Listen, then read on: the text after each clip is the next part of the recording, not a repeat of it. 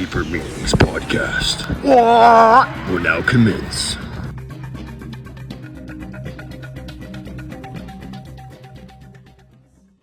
This is the Deeper Meanings podcast with your host, Jaybird, and your co-host. Yo, what up? My name is Bagel. And in this podcast, we will be discussing films and dissecting what the meaning behind them is. Hell yeah. That's what I'm here for. So, Bagel, how are you doing, man? I'm doing pretty good, honestly. This was, I didn't even think we were going to be able to record this today because I thought this building was closed on Sundays. So I'm kind of hyped for this episode. Well, shout out to you, man. Yeah, for real. Really helping us out here. I guess, yeah. This place is really nice. Obviously, as you can see, it's pretty cool. So, what have you been up to? Projects you've been working on? I mean, you kind of know, but I guess I'll explain to the viewers. I'm kind of here for digital media stuff for college, right? Obviously, I wouldn't just be randomly here, but I do digital media, so that's film and stuff like that. I've been working on a lot of film stuff, and yeah, that's basically it.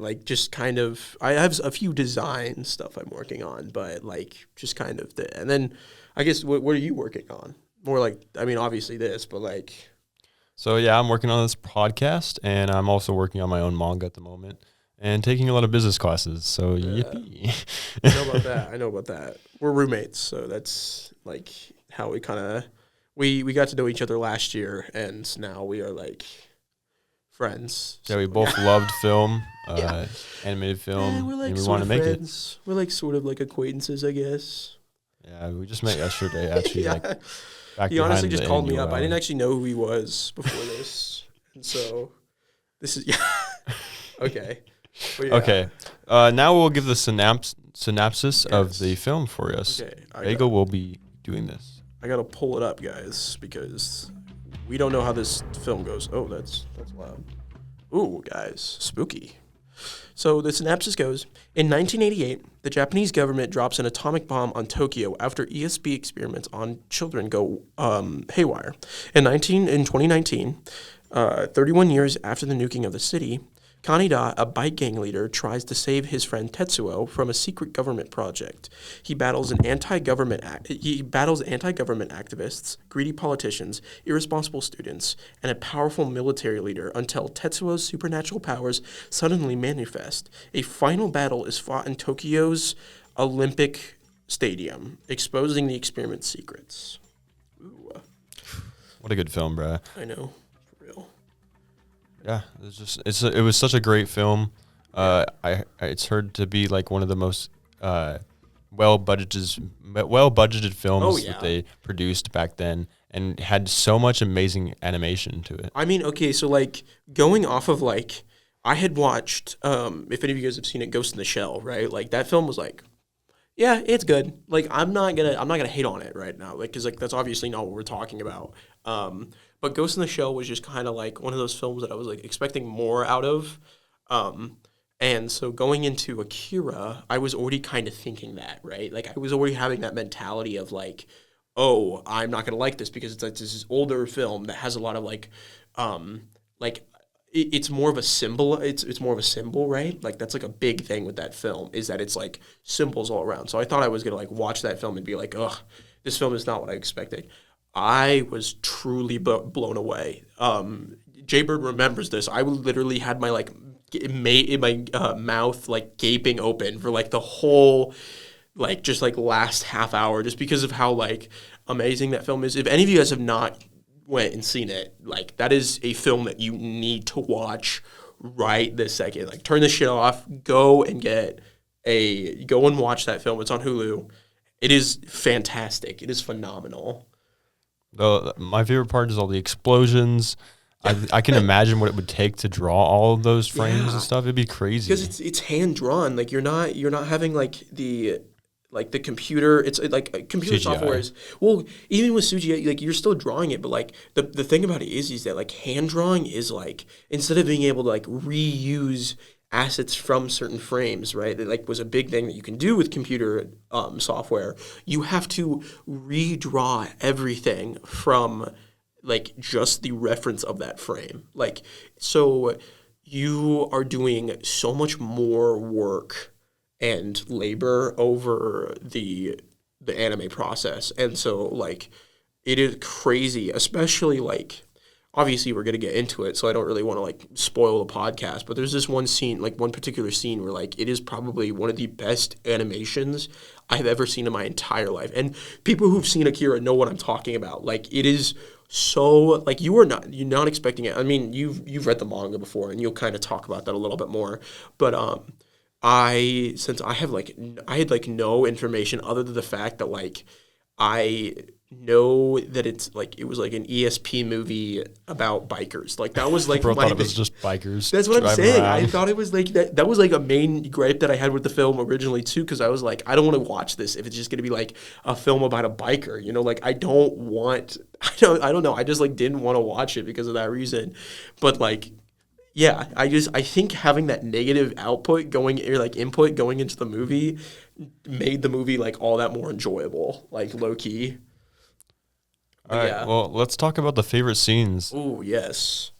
So I put my favorite scene was just the beginning, just like the friendship you see between Tetsuo and Kaneda, and how they're just like driving on bikes, and then all of a sudden this just child like appears in the middle of the road, and Tetsuo runs into him, crashes in. I thought a really good part of that scene as well is like. You will know by like the beginning of the film. Like, there's obviously they show like the bomb going off, right? But I think that one scene, there's a scene where it's like a little boy, like old dude. It's kind of hard to explain, but it's like an older, like younger person, right? Is getting dragged by like this one guy, right?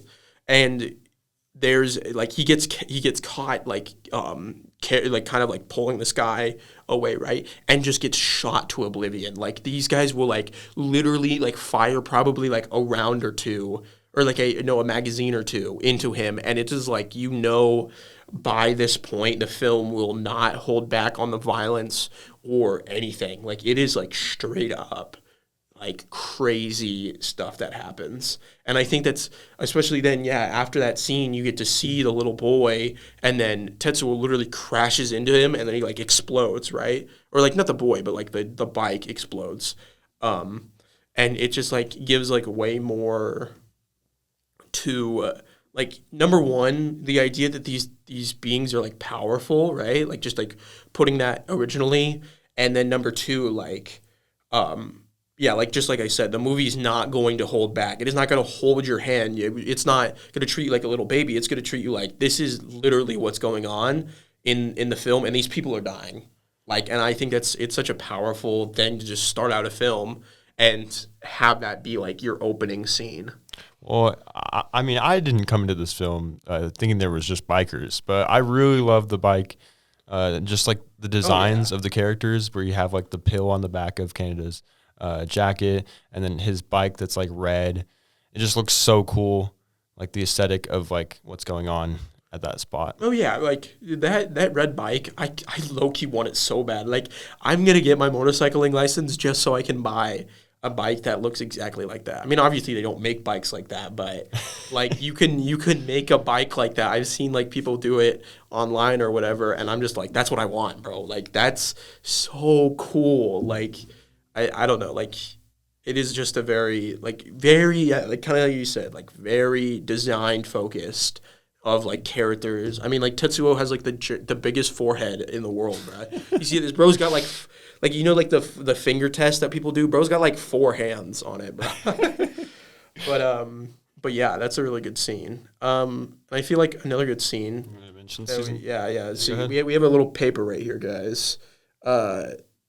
Oh yeah, so we kind of talked about this a little bit. So the one scene where like right after that where they capture Tetsuo and they're like, oh my gosh, like he has all this power, right? Like they talk about it. There's a really specific thing that they say. So the scientist, I forget what his name is. It's like Engineer Owutsu or something like that. I'll figure it out. I don't know.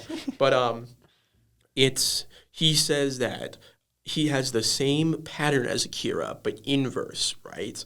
And like just like negative compared to what Akira has. And at this point, you don't understand what Akira is, right? Obviously, like, we need to, like, make sure people know that, like, people who've, like I said, obviously have seen this movie before would know that Akira does not, like, you do not know what Akira is. You think he's, like, either, like, the power that created the atom bomb, like, you just have, like, this kind of, like, idea that he's just, like, kind of like this thing put inside people. I feel like that's how they talk about him, is that he's, like, this person that's, or like this, just this being, like, they don't really, there's not really any context of it. I mean, obviously you get some context from, like, the people, the cults and stuff like that, which we'll get into obviously as well, but I feel like a big thing that I just really like about this film is that, like, they kind of use that idea that Tetsuo is, like, the negative version of Akira.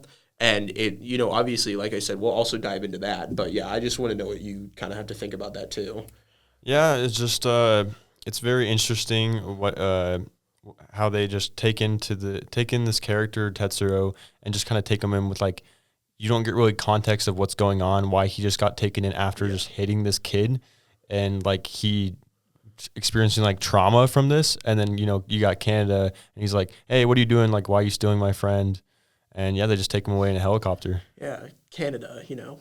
No, not Canada. Canada. Oh, but yeah, it's just a very, it puts into context also as well, like, you get a sense of, like, the Colonel is, like, a quote unquote bad guy, right? Like, I think throughout the entire film, he's more of, like, an like a more negative version of, like, an anti-hero, because he's definitely not a hero in any slight, but, like, I think, like, him being considered a villain is not really, like, a thing, because, like, at the end of the day, there's, like, a lot of scenes that really put him in, like, a position of, like, he didn't really want this. He didn't want bad things to happen to Tokyo, because he knew what was, or Neo Tokyo, sorry, I got the name wrong. This is after Tokyo has been destroyed. So Neo Tokyo, there's a lot of scenes that, like, he does definitely show his good side to him, and so I like it, but it sets him up as this, like, villain of the movie, right? Like, you're following him as this guy that, like, captures and holds these three kids, right? You have him as this guy that, like, wants as much power as possible, but I feel like in reality he isn't all like that. I mean, there's one specific scene where, like, he definitely does full rogue. Yeah, full rogue.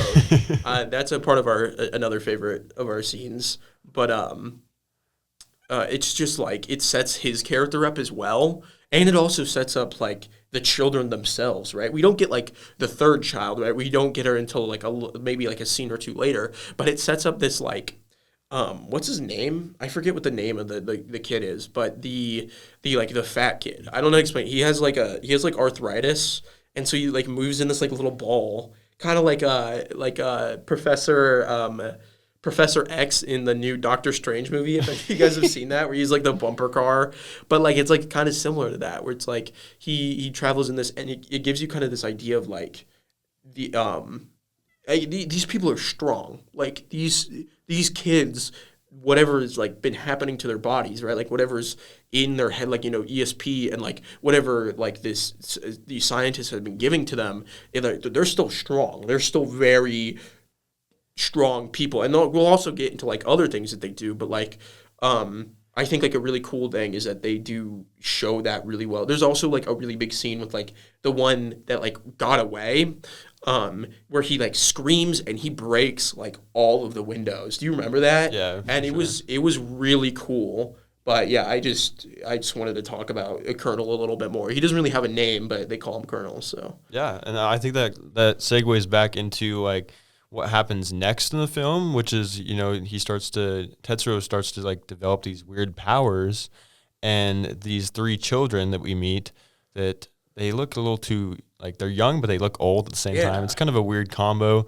But yeah, they end up wanting to kill Tetsuro because of this power that he has now. Yeah, so that's a really, like, nightmare fuel scene, I feel like. If we're talking about there was this one scene, obviously, basically Tetsuo is, like, asleep, right? And then he has this, like, nightmare of people who are like, well, not people, but like he has this nightmare of like this, like these toys that are like coming after him, and then they like form into like these, like the giant bear. I think there was like there was a car at some point, and like it's just kind of like it's just such a good scene. Like it really sets up like kind of like what I was saying, like the powerful dynamic of the children, but also the power dynamic of like Tetsuo against the children. Like you can tell that these children are weaker than him.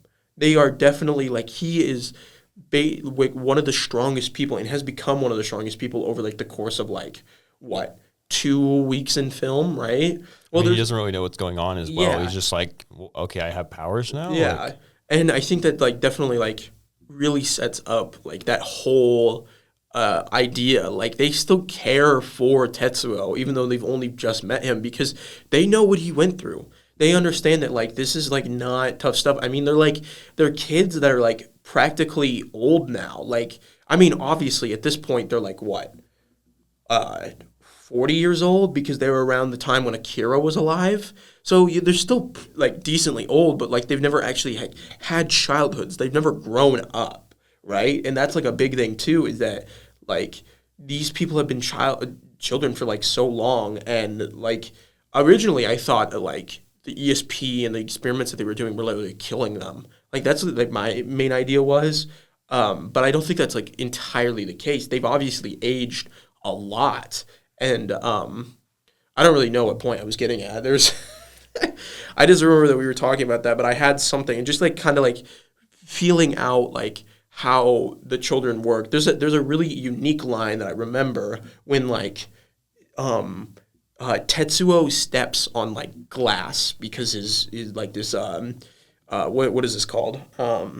His glass cup breaks, right? Yeah. And then they get like they're like, oh my gosh, blood. Like that's what they say. They're like, oh no, blood. And then they start back. Yeah, they like back off and they get scared. Yeah, which is like just like really interesting that like they're like old children. That's literally like their whole like characters is that they're like children that have these abilities but are also in like trapped in their children bodies, never able to actually grow up. And I think that's and like they wanted to kill but they couldn't. Yeah. And like when they did try to kill, as soon as they saw blood they were like, oh shoot, like okay, I guess like I didn't know it was gonna hurt someone like this. Yeah, like it's very wild how they set them up.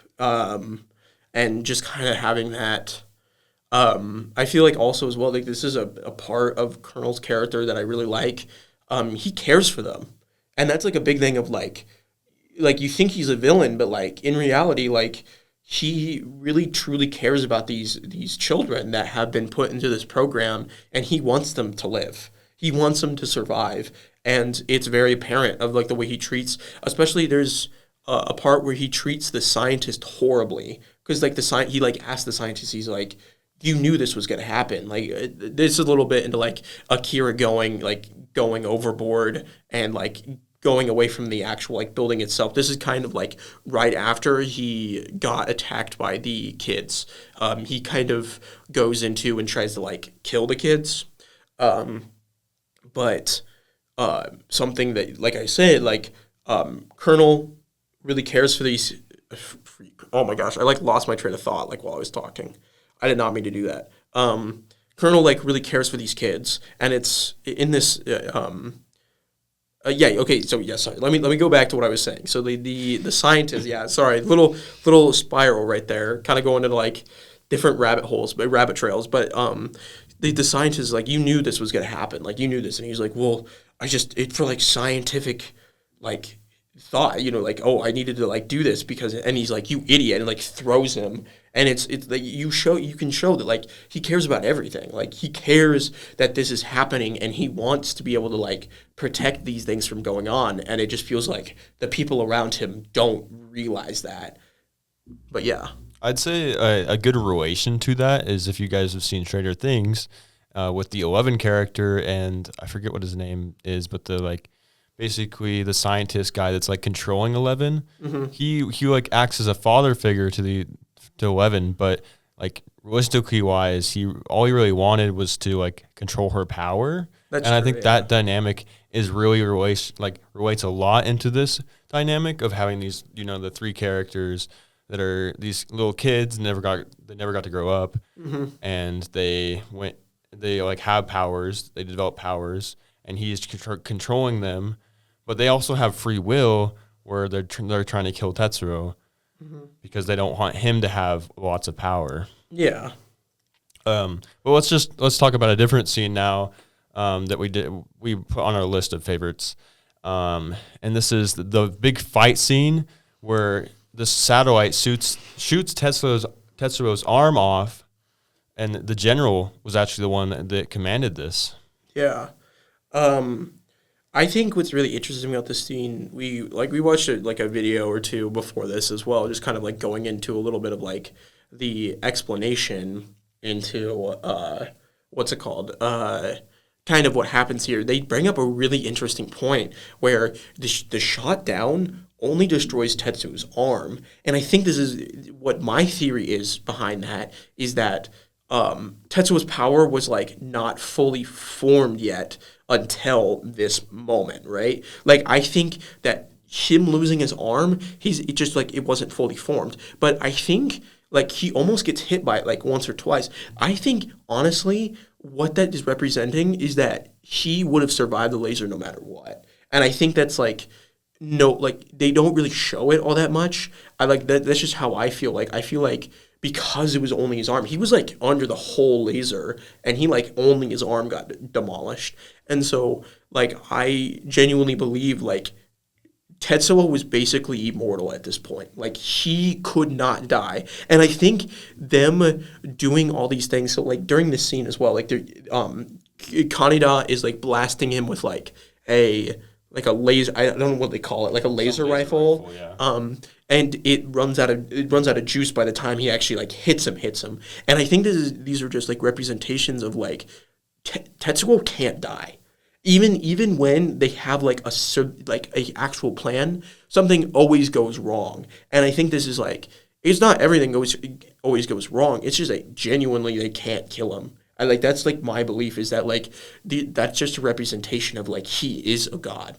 He is some sort of omnipotent being that has the ability to not die. And I think that's just like it's a perfect representation of that. Yeah, I mean, yeah, I think we'll get more into that like later. Oh yeah, obviously, yeah. Later, but yeah, I'd say for sure like his powers are crazy, and the fact that Kaneda can hold his ground against him with the laser rifle is insane, and how like willing he is to go after this friend and save him. Yeah. Let's talk about another scene that we put up in our favorite scenes list. We have Nezu, which is this old man character. He's always like crunched over, and he works for a different organization that is kind of spying on the organization that is Akira, or is launching the faction that is wanting to embrace Akira, basically. And in this scene, he's running away from one of his agents, and then falls over and dies. Yeah, I think like just like that whole, because it's like there's a lot of scene, like by the end of the film there's like I would say like 3 or 4 different plots like interweaving together. You have the main rebel plot, which is the plot we're about to talk about, or like just talking about Uzu, right? What's his name? Nezu, right? With the this guy, right? And then you also have the plot of what's it called? The students, right? Or like the little kids that are like doing this stuff and trying to like fight, which is kind of like with Kaneda's and the biker gangs plot, but they kind of go out and then intersect at some point. But then also as well, like you have Tetsuo's plot, and then you also have like the cult leaders and like people believing, just like whatever thing's happening is like just like a symbol, right? But yeah, so like you just have all these interweaving plots, but during this one specific scene, it's kind of like throughout, I would say like 10 minutes, right? They have like 2 little short bits where like one of the bits is Nezu is in his mansion, and the leader of the rebel group comes in, and this is a scene where you think that Nezu is like, you still think he's like a good guy, right? Like he's not necessarily bad, but like he's helping out the rebel people like take over the government, right? Because they don't like what's going on. But it turns out in this one scene, because like the one like rebel leader comes in and Nezu shoots him. And this is the point where you realize that Nezu was just using the rebel group to get to what he wants. Yeah, with all that money like that he has in his case as well. Yeah, like he just wanted like one thing, which was power and money. And so he is just like, you shouldn't be here, and then kills him. And then he starts running away, and then eventually has his heart attack. And I think that's obviously like some sort of like symbolism of him not being able to run away from his like his like actions and stuff like that. Like it truly like, oh yeah, like you got away, but you really didn't. And so then the representation of him dying is that, you know. Yeah. There's another scene that it's on this list is the general, Ryu, is his name. The government tries to arrest him, but he rejects them entirely and tells his men to shoot the other government people. And this scene is just like, we weren't expecting this to happen at all. Oh yeah, it's like if any of you guys have seen Star Wars, it's like Execute Order 66, where it's just like this one scene where like all these people just like get killed, right? Like that's like the whole thing is that like now this one guy's in charge, and now you will have to listen to him, right? Because you don't control anything anymore. You're just a greedy little official that was in some sort of spot that went against him, right?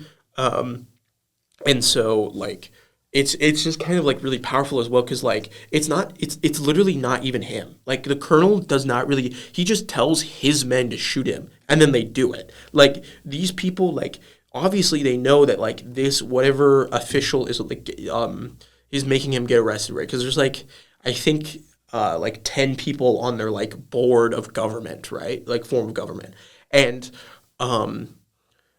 with this scene, like it basically is like people are not only going to listen to people that they find in power. They only see this guy as a person in power and a respectable person. So they just see him as this way, and so they just instantly kill whoever says no, right? And then it just turns into this kind of like totalitarian government.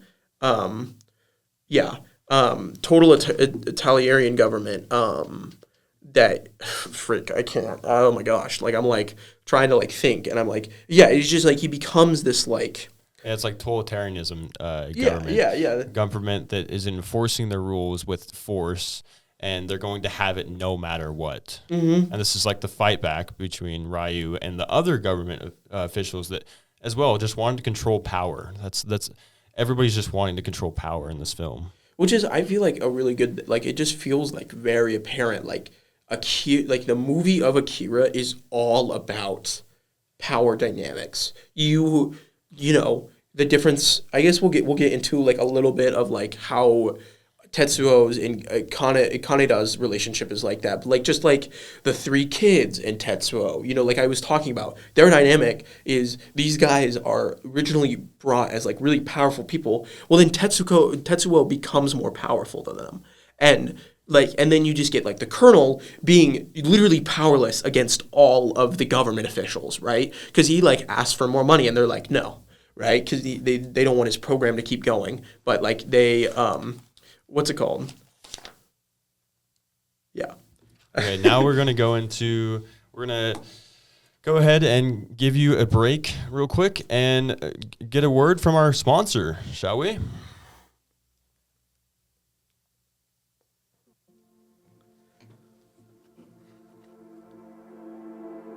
A world invaded by monsters of every kind, so a company is established to eliminate monsters. Our hero, Corey Siegels, investigates a case of a missing person, but ends up going through 9 layers of hell. Woo! Underground Assault, coming to you soon. Oh yeah, that's what I'm talking about. Obviously, that's, that's your manga, right? And I've read a little bit of it, or at least seen like some of the work you've done with it, and it seems really good so far. So obviously, that was our mid-roll ad.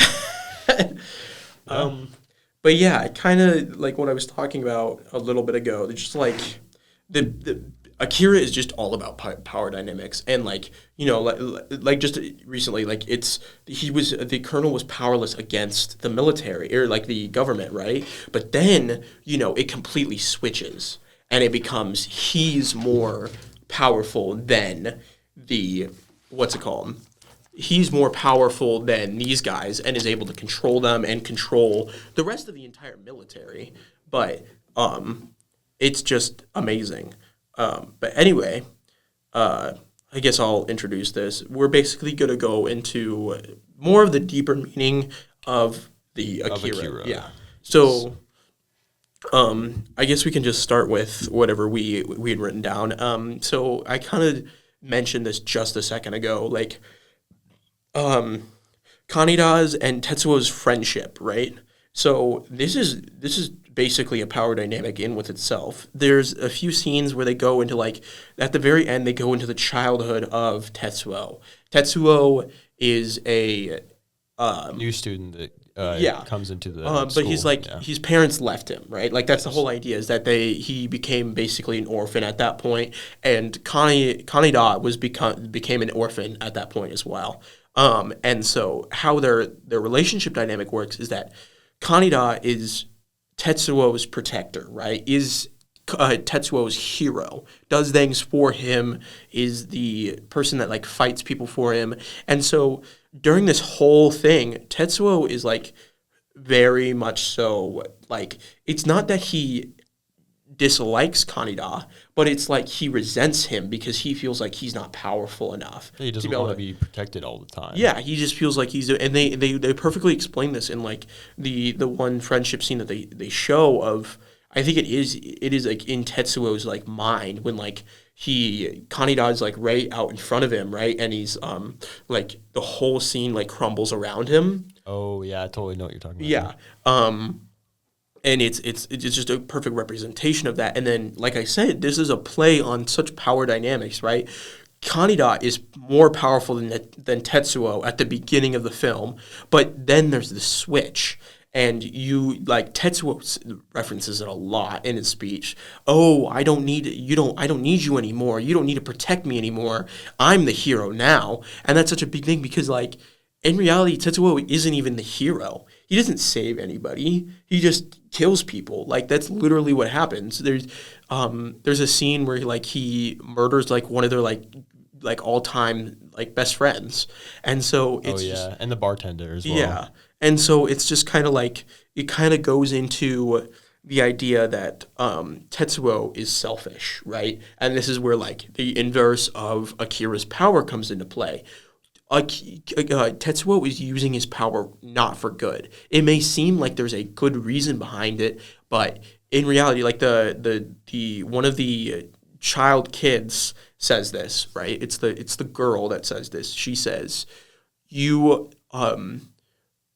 big people should not be given these powers or should not be able to use these powers, which is like just her referencing like him being selfish and using them for destruction and not for help. And it's the main difference between the children as well. Because like, yeah, sure, they all have power, but like the main difference is that they are good and he's bad. And that's just how it is.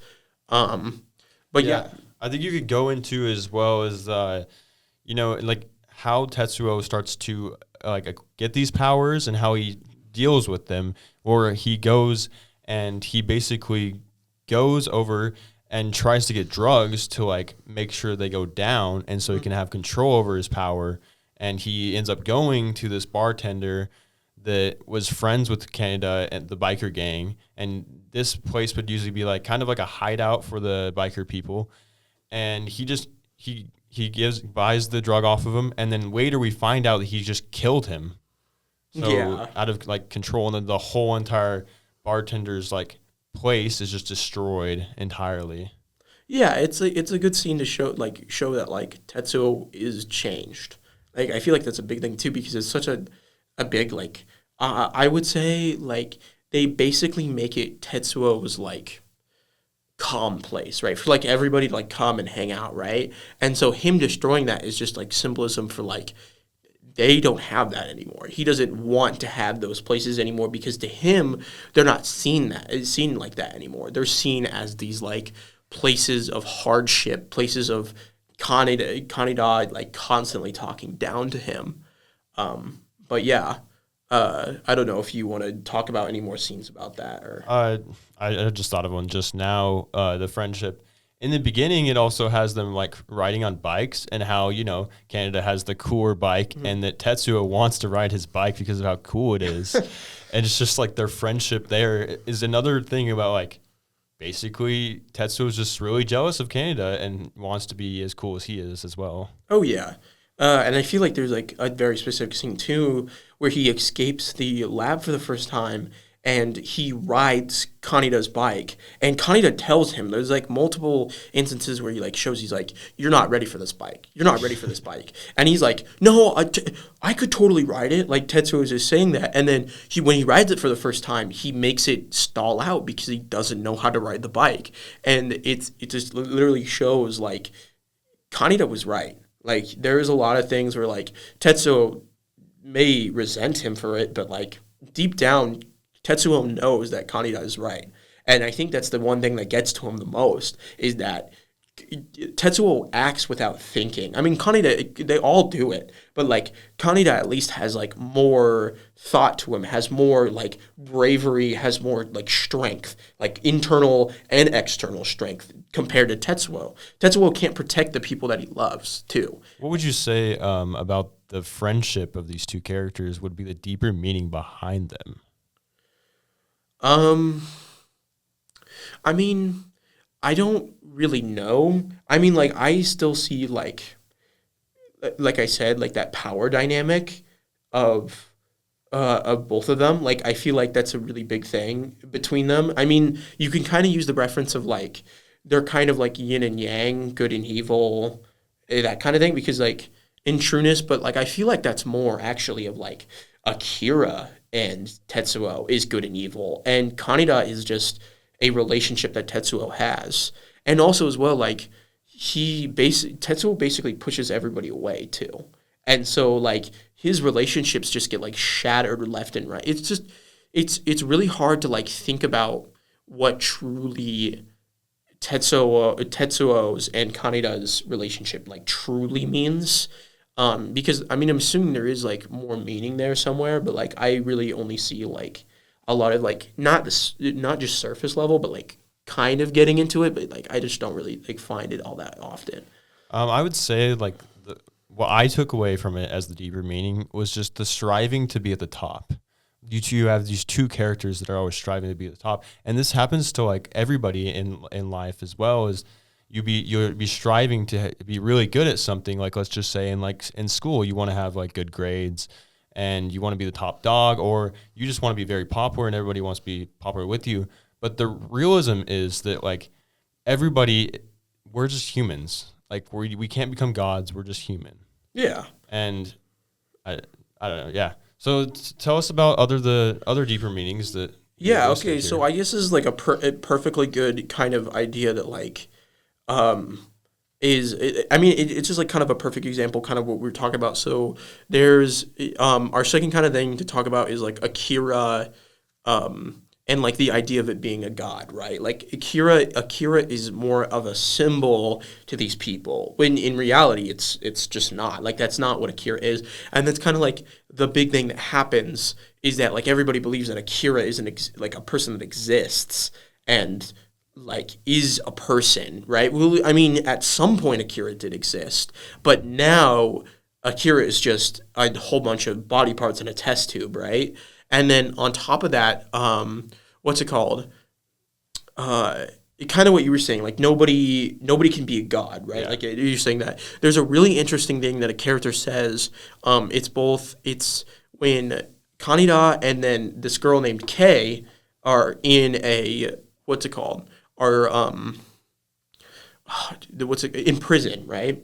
She says, when you give an Anibo, like what if you gave the Anibo the ability of a man, right? It would seem like I don't remember exactly what she says, but like she basically refers to like if you give man the ability of like a god, everybody will see it as a god, but the problem is that that person doesn't know how to control it. That person doesn't know how to control his like abilities or anything, right? Because this is all so new and people will be afraid. That's a big thing too. People will be scared and afraid of this godlike being because it's bigger than anything that they control. They can control. And I feel like that's also a big thing. Just kind of going into like the idea of like they treat Tetsuo like quote unquote Akira, right? They think Tetsuo is Akira or like the empowerment of Akira or like the symbol of Akira. And it kind of goes into, you kind of talked about this earlier, like Superman, like the idea, like our Western audiences of Superman. And if you want to go into that kind of a little bit more. Yeah, it's the iconic scene where he puts the red, I think it's just cape like on, yeah. cape on his back, and then he's like flying through, and you're like, okay, this is Superman representation. Obviously, he's not good Superman, but you know. Yeah. And I think that's just like a thing that you can definitely see in like the people. The people cheer him on. The people like walk behind him as he's like going into it, or like going into to find Akira, right? Like that's like the whole thing that is happening in that scene. And a big thing about that is that it's, in my opinion, it feels like how the people felt in like Megamind, because like the whole scene where like Titan is like, I wouldn't say freed, more like under new management, right? Like such like powerful like words, obviously for like a kid's film that's about a supervillain that's blue. Like like obviously it's really goofy and like funny, like you can look at that like that. But like in this section, it's the same thing. Like you have a villain that's seen as a hero because these people don't understand. They just see, oh, flying person in the air, flying person in the sky, that's a hero. And I think you're right about that. Like the whole Superman vibe, like they were literally going for that. They were like, yeah, let's give him a red cape. Let's give him this like really crazy like these abilities. Let's have him like help these people. I mean, he's obviously not helping them, but like he's like in the idea they're just following him. They think he's a god. Like that's literally it. And it's just so crazy how like that's what they feel deep down, even though like just shortly later they like all like basically drowned. But it's just really powerful to see like what misconceptions can do to people. I wanted to bring into the question of kind of like a biblical way of bringing this in. Like in the Bible, you have all these people that thought that God or Jesus would come in as a conqueror that would go and basically like take revenge over all these things. But instead, he was somebody that would like go and he suffered with them. In this film, it's kind of like the opposite, though. You have this hero that they think is the hero, instead more like a Robin Hood character where he's taking back, going against the government and totally just destroying everything in his path to get to what he wants. Yeah, and I think that's like the one big thing that you can notice about like the difference between like Jesus and Tetsuo, right? Like the people believe in Tetsuo. The people believe he's like some things because he is what they envisioned. He's what they want. Like a conqueror. But figure. that's not, it's like, it's what they want, but not what they need, right? But at the same time, it's like Jesus was never like that, right? Jesus was a person of like. Kind of like Canada. Yeah, in a way. Well, I can see that kind of idea. I mean, it's then just, again, Canada like kills people as well, so I don't know. Well, it's just that kind of idea of like people were expecting Jesus to be like exactly what you said, just like this thing that was going to come and be this like omnipotent ruler and like something that like nobody can describe. And then when Jesus came in, they're like, who's this dude? Who's this guy, bro? Like, and they were just like so mad. They're like, bro barely does any. I mean, like, don't get me wrong. Like, obviously, if any of you guys have read the Bible, like, you would know that, like, he obviously did, like, powerful things that can't be explained. But what I'm saying is that, like, they saw him as he was a human. He was a human. And so he was more seen as like a prophet, not as like the son of God, right? And that's a big thing that you can kind of take away from this is like the reason why I well It's just using just background to relate this Tessru character that is like an omnipotent being. Not really. I mean, he just has like lots of power. I think we should also go into how it's a control for all power is the big thing in this, and you just have like everybody fighting for power, and I think this is a big representation of like back in the day where you have America and how it would try to it was just controlling as much as it could so that America basically just controlled the whole world. I mean, yeah, that's kind of what you have for this, and like that's basically what I was saying a lot of just like the balance of power and like the idea of like everybody's like literally putting their like hands and feet first into it. Like they are trying to dig as much as they can, and so you have a lot of these scenes where like the power is they're fighting against each other. They're wanting to like what's it called, go against each other, and like they're just like keep fighting. And yeah, like I could definitely see that as like, especially in like the Industrial Revolution, we have like millionaires fighting for like power over like monopolies and stuff like that. Then you have like World War I and World War II, where like people are like trying to fight for as much power as they can. But in that sense, that's a little bit different because you have like everybody has a quote unquote villain, and you can even see that in this film too. The rebels think that the government is the villain, right? The what's it called? The kids think that Tetsuo is the villain. The government thinks that the rebels are a villain, right? Like there's a lot of stuff that just is like everybody thinks everybody's a villain. And I think that's like it's such a big role that it plays in the movie. Yeah. Yeah, it's just a very relationship to the atomic bomb is huge in this movie, I'd say, and like the grab for everybody wanting to control it. Yeah, I mean, because that's at the end of the day, that's basically what this is meaning. Akira is basically what Hiroshima is. That's like the representation of the bomb in it, right? I mean, obviously it's a little bit different because in this sense, the bomb creates World War III instead of the bomb like ending World War II, right?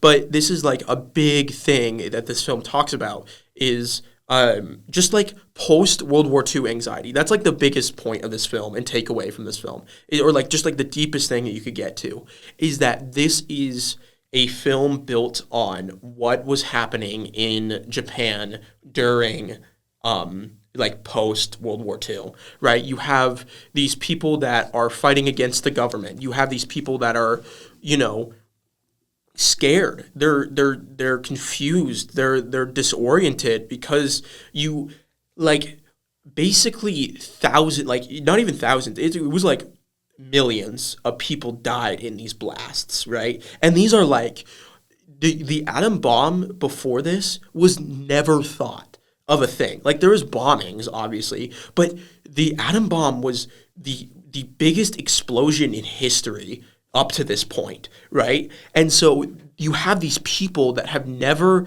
witnessed such a terrible fatality, and then it's just two of them. That's the biggest thing.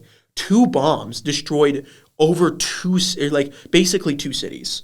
Like massive cities. We're talking about like Nagasaki and Hiroshima were like some of the most densely populated areas of Japan at that time. I mean, I think Tokyo was still pretty big. I'm not really sure on like population wise of like what cities were like back then, but I know that like they bombed Hiroshima and Nagasaki to prove a point. Obviously, that's like a big thing about this.